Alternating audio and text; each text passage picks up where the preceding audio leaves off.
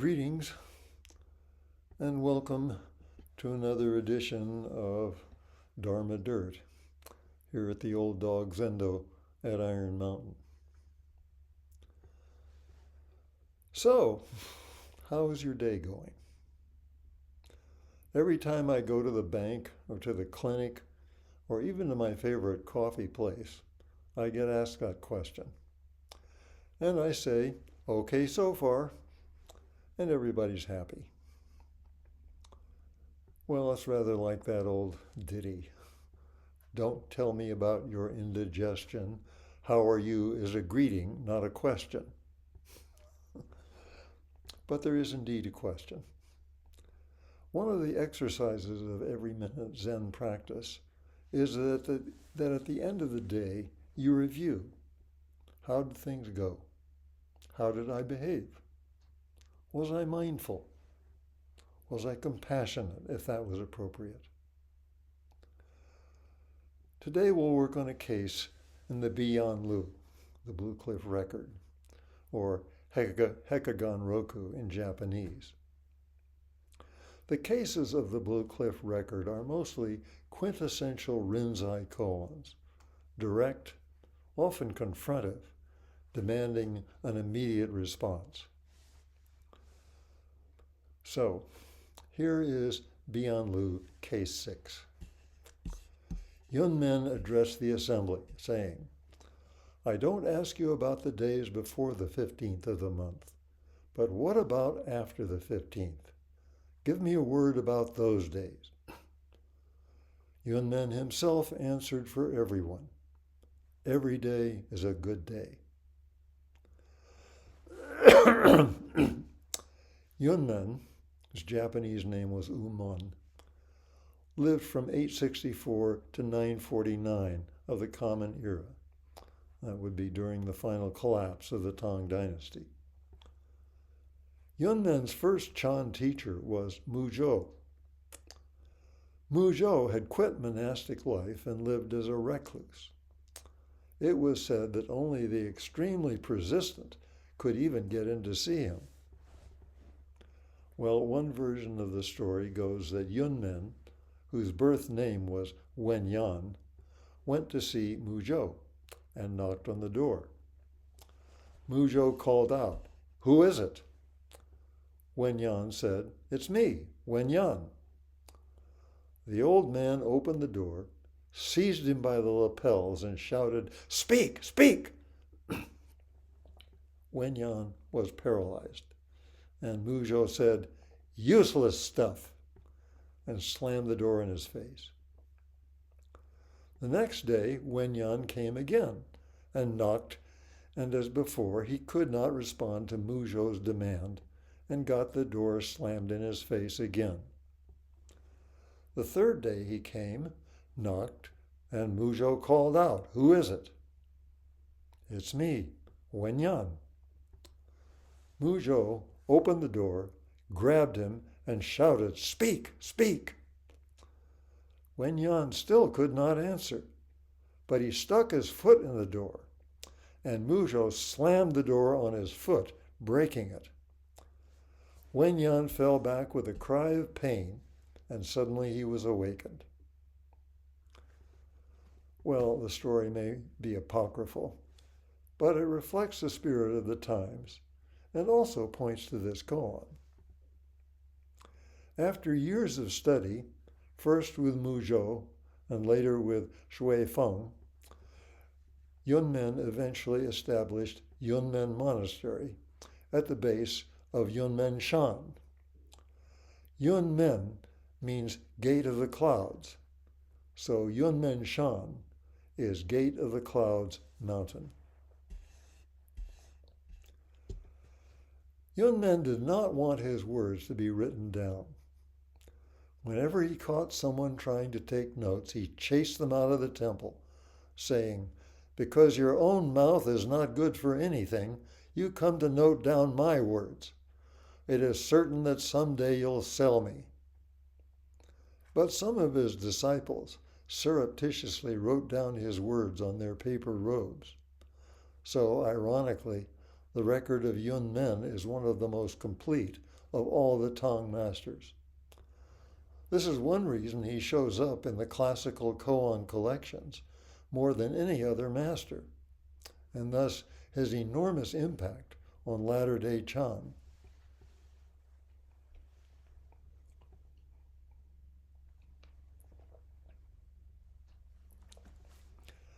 Yunmen's teaching style was tough, energetic, and highly original.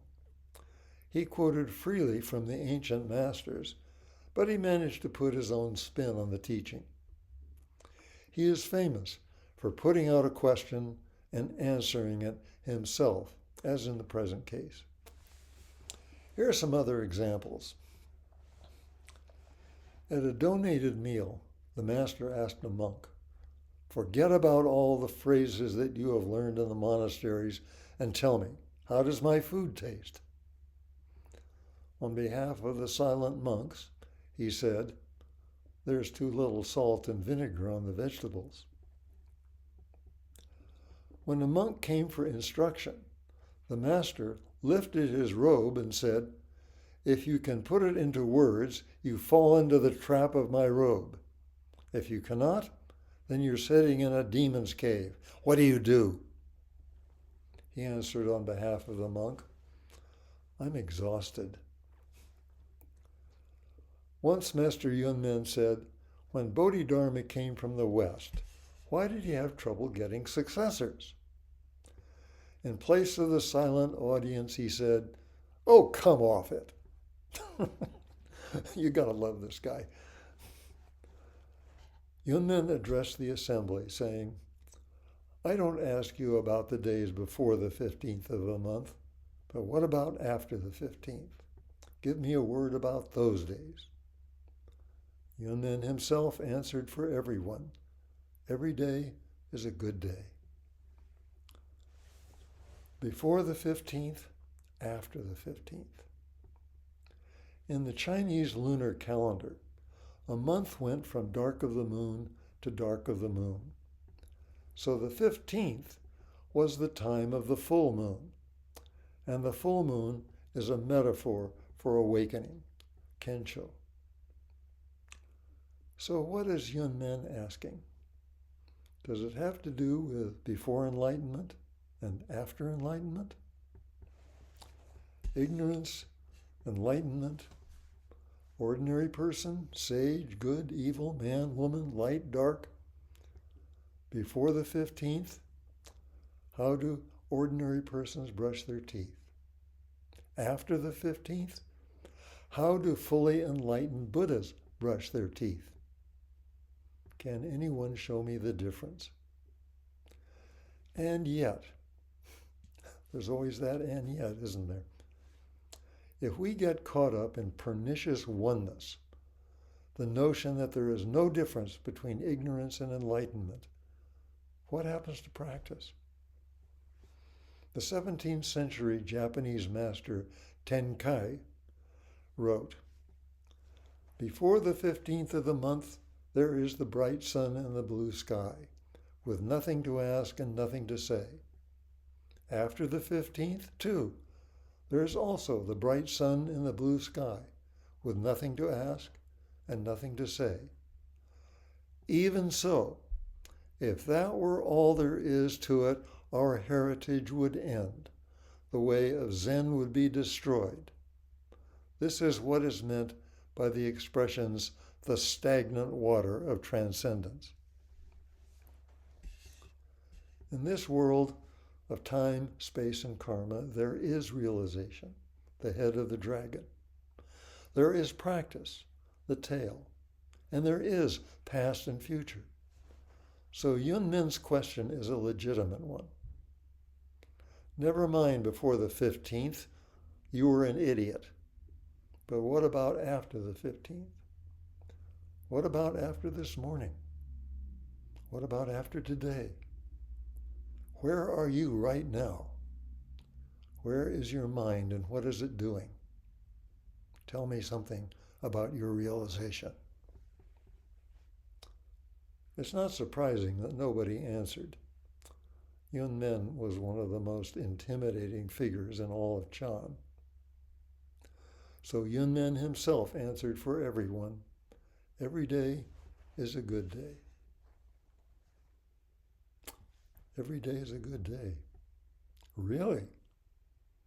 What is a good day? And how do we know if it is a good day or not? Is it a day in which only good stuff happens? A smiley face day? Is it a day of unbridled and shallow optimism? When, like Candide, we say, this is the best of all possible worlds, no matter how lousy things are. What are good things that happen? And how do we know? What do we really mean by good? Every day is a good day. This is not an exhortation to practice, it's a statement of fact, hard as that might be to believe. I woke up this morning feeling great. Every day is a good day. I woke up this morning feeling rotten. Every day is a good day. The sun is shining and birds are singing. Every day is a good day. It's 5 below and snowing. Every day is a good day. Fewer people live in poverty now than at any time in human history. Every day is a good day. Something between 2 million and 5 million African children die each year from respiratory diseases. Every day is a good day. As many as 200,000 people were killed in an earthquake in an impoverished country in the Caribbean. So what is this? Every day is a good day.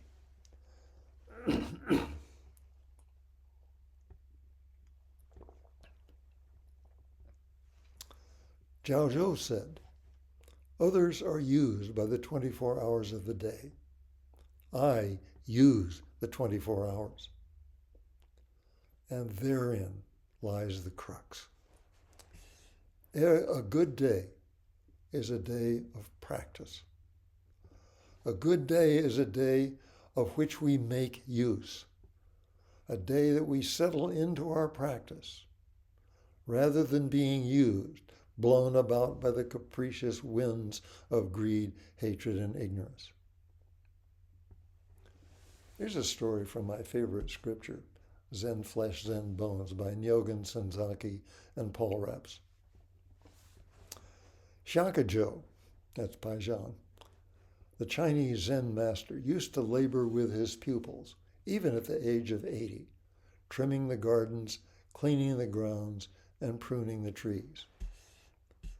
The pupils felt sorry to see the old teacher working so hard, but they knew he would not listen to their advice to stop, so they hid away his tools. That day the master did not eat. The next day he did not eat, nor the next. He may be angry because we have hidden his tools, the pupils surmised. We'd better put them back. That day they did. The teacher worked and ate the same as before. In the evening he instructed them, no work, no food. Shakujo is teaching an important lesson here. And that lesson is not just about the value of manual labor or of earning one's keep. A day of work and we can eat. We can reap the benefits of our labor. A day of practice and we reap the benefit of practice. That is a good day.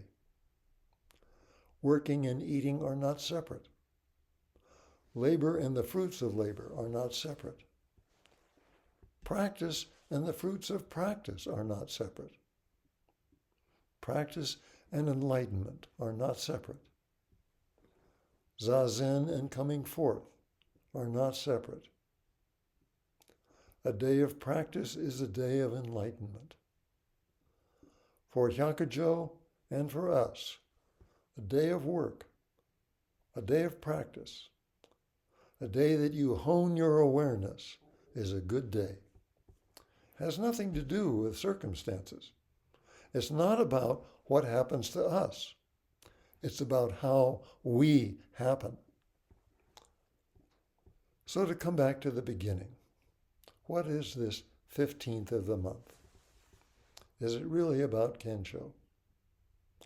Do you need to have some kind of enlightenment experience in order to practice, in order to have a good day? If you wait for some kind of defining moment, you may wait a very long time. No, all you really have to do is decide to practice. Every moment that we return to the breath, every moment that we return to mu, every moment that we return to this moment is the 15th of the month. Before and after don't enter in. This moment is a good day. Are you sitting solidly with a quiet mind? It's a good day. Are you sitting with your head in a bucket with thoughts banging around inside like over-energized ping pong balls? It's a good day. Back hurt, knees sore, it's a good day. Joyful, sad, enlightened, ignorant, every day is a good day. Every day is a day of transcendence, of prajna, truth. Every day is true. Every day is real, to misquote Dogen. For anyone who makes an effort in the practice, it is a good day. For anyone who commits to the practice, it's a good day. For anyone who returns to the practice, it's a good day. For those who put others before themselves, for one who serves, it's a good day. If we practice the truth, if we are the truth, how can it not be a good day? Together with all beings, we realize the way.